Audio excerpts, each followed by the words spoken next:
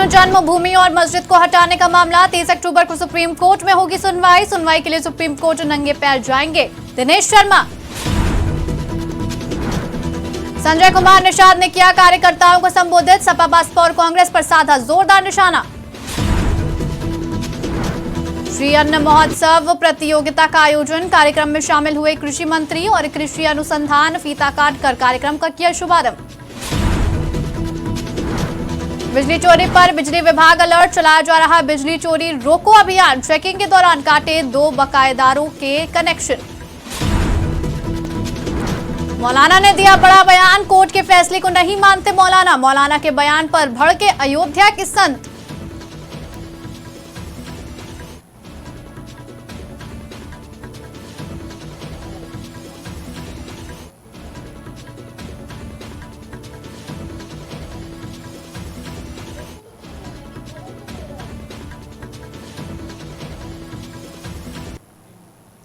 नमस्कार, मैं हूं आपके साथ नबीला उरूज और आप देख रहे हैं आज की खबर। रुक करते उत्तर प्रदेश की तमाम बड़ी खबरों की तरफ। श्री कृष्ण जन्मभूमि मंदिर से ईदगाह मस्जिद को हटाने वाले केस की सुनवाई 30 अक्टूबर को सुप्रीम कोर्ट में होगी, जिसमें संघर्ष न्याय के अध्यक्ष दिनेश शर्मा नंगे पैर ही जाएंगे। दरअसल मुस्लिम पक्ष ने मांग की थी कि सभी वादों की सुनवाई मथुरा में ही होनी चाहिए, तो वहीं हिंदू पक्ष ने उच्च न्यायालय इलाहाबाद में एक याचिका लगाई थी और मांग की थी कि मथुरा में चल रहे सभी वादों की सुनवाई इलाहाबाद न्यायालय करे। मथुरा न्यायालय में भगवान श्री कृष्ण जन्मभूमि मंदिर से साई ईदगाह मस्जिद को हटाने वाले लगभग 1 दर्जन से अधिक मुकदमे चल रहे हैं। उन मुकदमों की सुनवाई चल रही थी सिविल कोर्ट में। तो हिंदू पक्ष ने इलाहाबाद उच्च न्यायालय से एक प्रार्थना पत्र दिया था कि राष्ट्र हित के मुद्दे को देखते हुए इन सभी मुकदमों की सुनवाई उच्च न्यायालय इलाहाबाद सीधे करे। तो उस पर मुस्लिम पक्ष और हिंदू पक्ष के अधिवक्ताओं के मध्य में बहस हुई न्यायालय में। तो न्यायालय ने एक आदेश जारी किया था कि मथुरा में जितने भी श्री कृष्ण जन्मभूमि से संबंध में मुकदमे चल रहे हैं उन सभी की सुनवाई अब इलाहाबाद उच्च न्यायालय करेगा। इस पर मुस्लिम पक्ष इस आदेश के खिलाफ सुप्रीम कोर्ट गया और मुस्लिम पक्ष ने सुप्रीम कोर्ट में मांग की कि हमारे केसों की सुनवाई मथुरा कोर्ट में ही चली दी जाए, क्योंकि मुस्लिम पक्ष ने कहा था कि हमारे पास किराया भाड़ा नहीं है, हम इलाहाबाद नहीं जा सकते, लिहाजा मथुरा में ही सुनवाई हो। मुस्लिम पक्ष चाहता है कि मामले को लोअर कोर्ट में ही अटकाना, क्योंकि मुस्लिम पक्ष के पास कोई भी प्राचीन साक्ष्य नहीं है जिससे वो ये साबित कर सके कि यहाँ पहले ईदगाह मस्जिद थी। मुस्लिम पक्ष के पास तो बिजली का बिल भी नहीं है जो ये दिखा सके। वो तो बिजली भी चोरी करके जलाते हैं। हमने जब बिजली की शिकायत की थी तो बिजली चोरी पकड़ी गई और मुस्लिम पक्ष पर ईदगाह। प्रयागराज में निषाद पार्टी प्रमुख संजय कुमार निषाद ने कार्यकर्ताओं और मचुआ समाज के लोगों को संबोधित किया और इस दौरान उन्होंने सपा बसपा और कांग्रेस पर निशाना साधते हुए कहा कि निषाद समाज को सपा बसपा और कांग्रेस ने सिर्फ धोखा दिया है और निषाद समाज को उनका हक दिलाना हमारी जिम्मेदारी है। कई राज्यों में मचुआ समाज एससी सूची में ही, जिसे सपा बसपा और कांग्रेस ने खत्म किया है। बता दें, संबोधन के दौरान निषाद समाज और पार्टी के कार्यकर्ता उपस्थित रहे। निषाद पार्टी एनडीए की घटक दल है। एनडीए चुनाव लड़ रही है। हम लोगों ने तय किया 39 पार्टियों ने कि 330 पार एनडीए सरकार है, जहां बड़े भाई निषाद भारतीय जनता पार्टी अमित शाह जी जैसे लोग हैं, जहां वो कहेंगे। देखा होगा 2022 में 17 में 1 सीट थी, 2022 में 15 सीट है, 11 हारी भी लिया मैंने, 9 सीट जीत कर दिखाया, उसमें ऐतिहासिक है। और भदोही हमारा 2017 में भी जीता, 2022 में भी जीता। अगर अवसर मिलेगा तो निश्चित रूप से लड़ा जाएगा, चुनाव जीता जाएगा। हम लोग तो भोजन भरी थाली, कमल है, कमल ही भोजन भरी थाली है, हम लोग मिलकर चुनाव लड़। राजधानी लखनऊ में श्री अन्न महोत्सव प्रतियोगिता का आयोजन हुआ, जहां इस कार्यक्रम में कृषि मंत्री सूर्य प्रताप शाही और कृषि अनुसंधान पहुंचे और फीता काटकर कार्यक्रम का शुभारंभ किया। मंत्री सूर्य प्रताप शाही ने बताया कि ये शुभ अवसर है जो दीपावली के त्योहार पर अन्न महोत्सव मनाया जा रहा है। इस महोत्सव से लखनऊ वासियों एवं आने वाले नागरिकों को जानकारी प्राप्त होगी। ये काफी पौष्टिक है। इन व्यंजन से कुपोषण की समस्या का समाधान करने की इसमें क्षमता है। आज यहाँ पर श्री अन्न महोत्सव का कार्यक्रम अंतर्राष्ट्रीय मिलेट्स ईयर 2023 के संदर्भ में आयोजित है। ये कार्यक्रम कल से चल रहा है और आज यहाँ पुष्ट फूड फेस्टिवल के रूप में मनाया जा रहा है। यहाँ पर व्यंजनों की प्रतिस्पर्धा भी कराई जा रही है और जिन होटल्स और रेस्टोरेंट में शीयन के रेसिपी हैं, वहाँ पर व्यंजन बनते हैं, उनके काउंटर्स भी यहाँ पर लगे हुए हैं, जिसका लाभ हमारे लखनऊ वासी उठा सकते हैं और गोमती रिवर फ्रंट के चटोरी गली में आकर के और उसका भोजन का रसास्वादन कर सकते हैं। शीयन की का जो उत्पाद है वो अत्यंत ही पोषक और उसमें पोषक तत्व हैं और बहुत सारे विटामिन और फाइबर हैं, जिनका वो उपयोग करने से आदमी स्वस्थ रहता है। और इस नाते लखनऊ वासियों से मैं अपील करना चाहता हूँ कि आज से लेकर के कल तक चलने वाले इस हेट में वो अवश्य आएँ और आकर के शीयन महोत्सव के भीतर यहाँ खरीदारी भी करें, उसका भोजन का रसास्वादन भी करें और शीयन के गुणों से भी परिचित होकर के।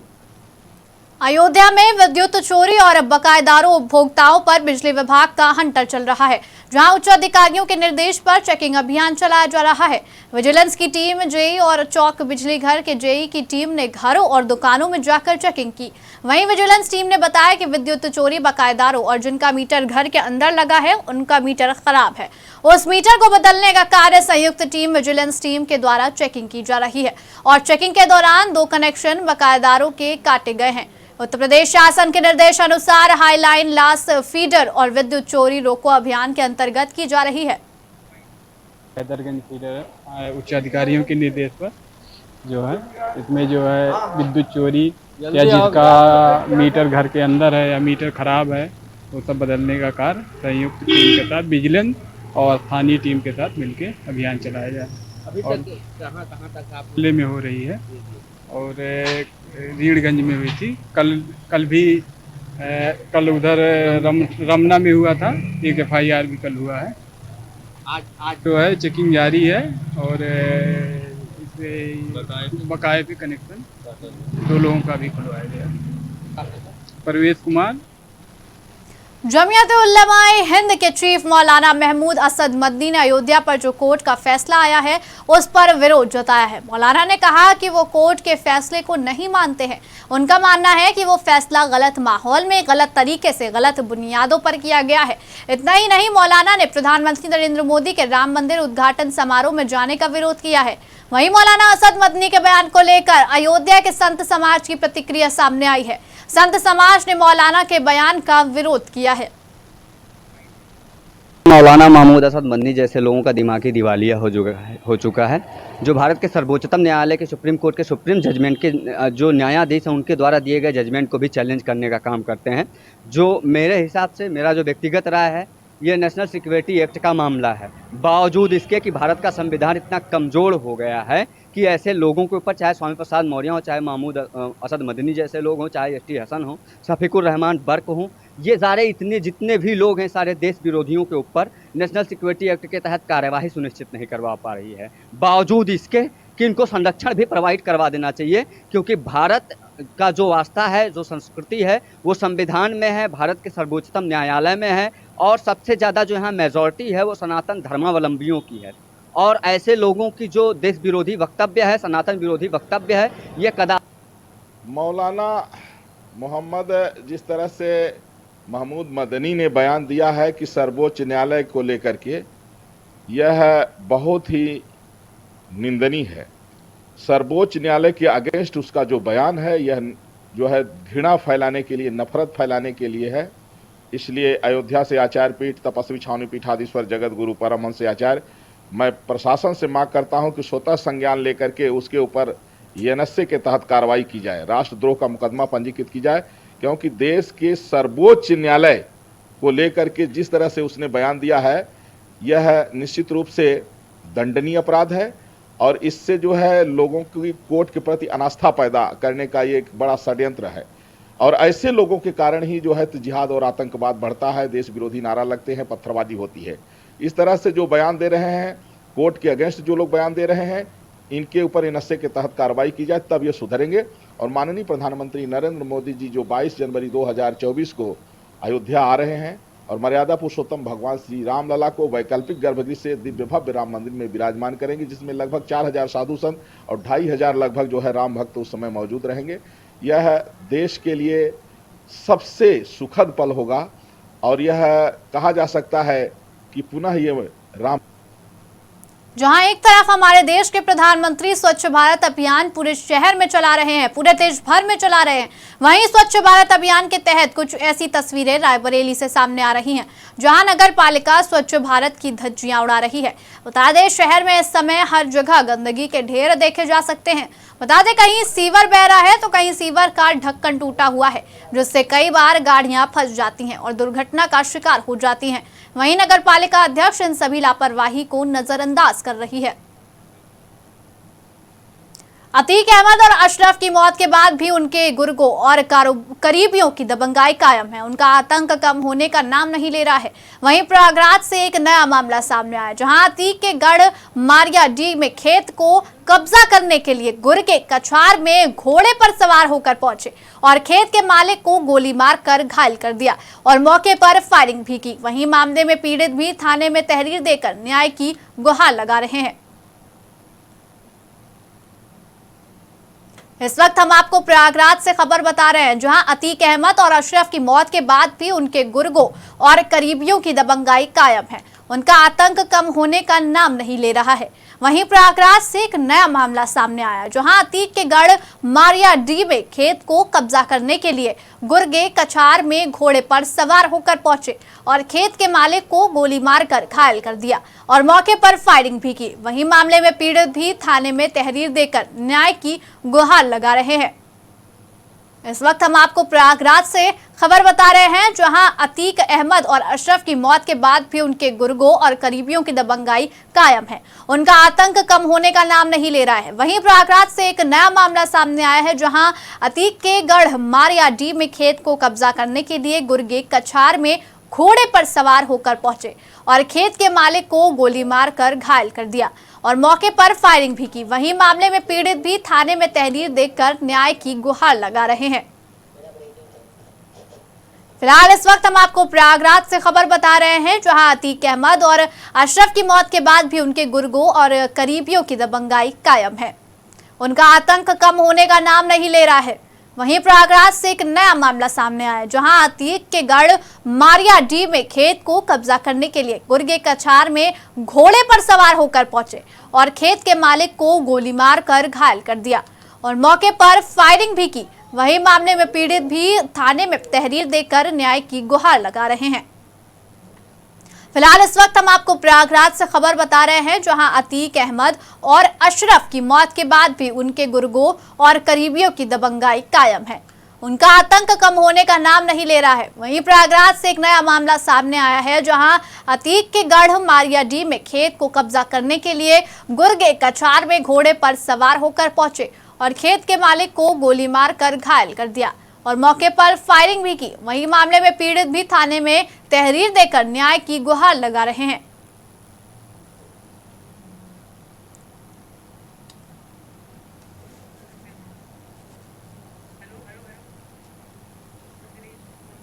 प्रयागराज से इस वक्त हम आपको खबर बता रहे हैं, जहां अतीक अहमद और अशरफ की मौत के बाद भी उनके गुर्गों और करीबियों की दबंगाई कायम है। उनका आतंक कम होने का नाम नहीं ले रहा है।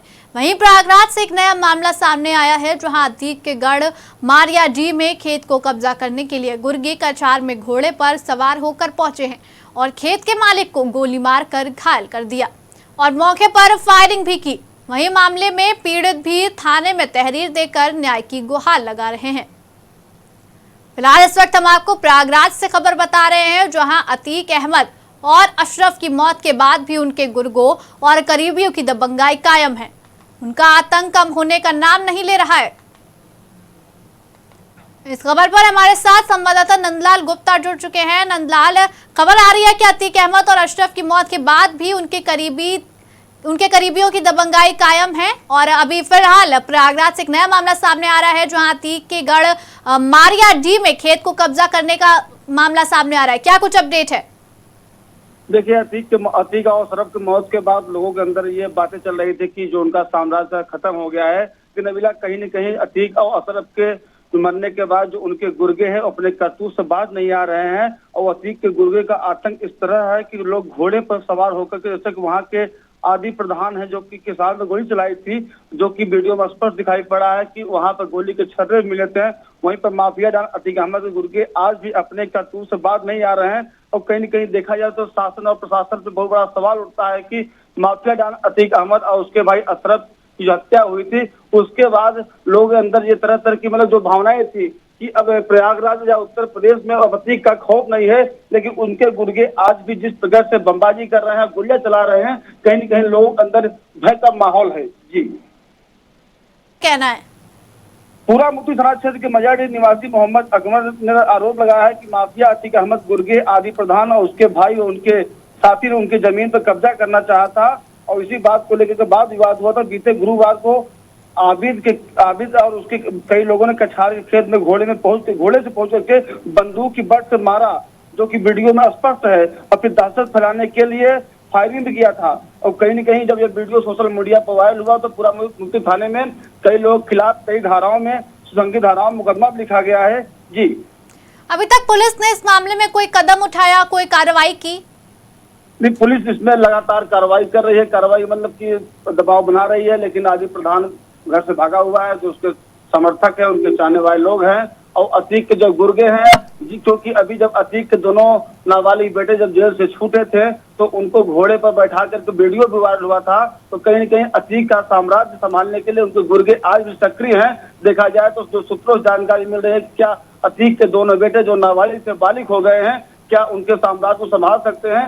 इस बात को लेकर लोगों के अंदर गली चौराहे दुकान चर्चा बना रहता है। लेकिन अतीक के जो गुर्गे हैं अपने करतूत से बात नहीं आ रहे हैं। फिलहाल पुलिस इस पर कमर तोड़ कार्रवाई कर रही है और मुकदमा लिखा जा चुका है। पुलिस दबिश दे रही है, बहुत जल्द ही उसे गिरफ्तार किया जाएगा, ऐसा पुलिस का दावा है।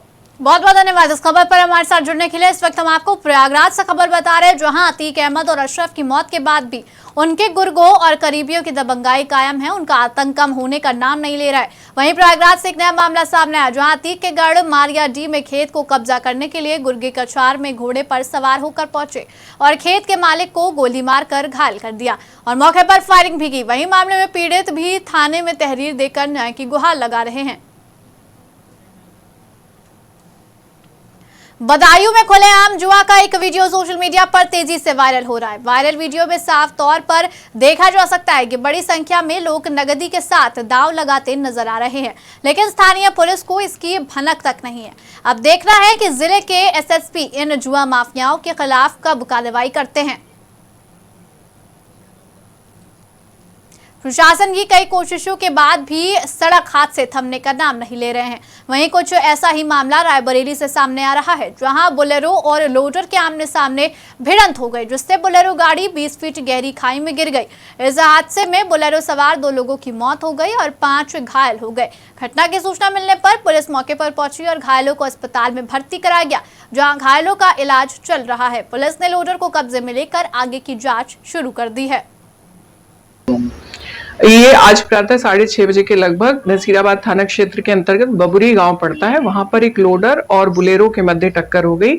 ऐसा बताया जा रहा है कि जो लोडर है वो जायस जा रही थी, जबकि बुलेरो फैजाबाद की तरफ जा रही थी। टक्कर बहुत तेज थी, जिसमें कि जो बुलेरो थी वो एक नाले में गिर गई और जो पिकअप थी वो वहीं पर सड़क पे पलट गई। बुलेरो सवार 2 व्यक्तियों की मृत्यु हो गई है, 4 लोग घायल हैं, जिनको कि CHC ले जाया गया, जहां से उनको जिला अस्पताल रेफर किया गया, जिनका उपचार चल रहा है। पिकअप को फिलहाल इस बुलेटिन में इतना ही। देश और दुनिया की तमाम बड़ी खबरों के लिए बने रहिए आज की खबर के साथ।